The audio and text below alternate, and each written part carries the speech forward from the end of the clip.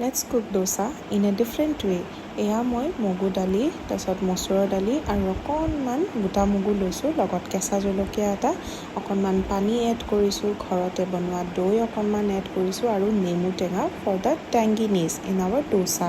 এইখিনি ব্লেণ্ড কৰি লোৱাৰ পিছত এনেকুৱা দেখিবলৈ হৈছে। মই এটা বাতি এটাত এনেকৈ ঢালি লৈছোঁ গোটেইখিনি বস্তুৰ লগত, অকণমান চাউলৰ গুড়ি এড কৰিছোঁ ফৰ দ্য ক্ৰাঞ্চিনেছ, আৰু লগত মই অকণমান এড কৰিছোঁ নিমখ ফৰ দ্য টেষ্ট। তাৰপিছত টাৱাখন দি পিনে অকণমান তেল দিছোঁ আৰু সেইখিনি গৰম হোৱাৰ পিছত অকণমান পানী ছটিয়াই দিছোঁ, যেনেকৈ আমি নৰ্মেলি ডোচা বনালে কৰোঁ। তাৰপিছত ডোচা বেটাৰটো দি পিনে এনেকৈ ধুনীয়াকৈ হেতাখনেৰে স্প্ৰেড কৰি দিলে হ'ল।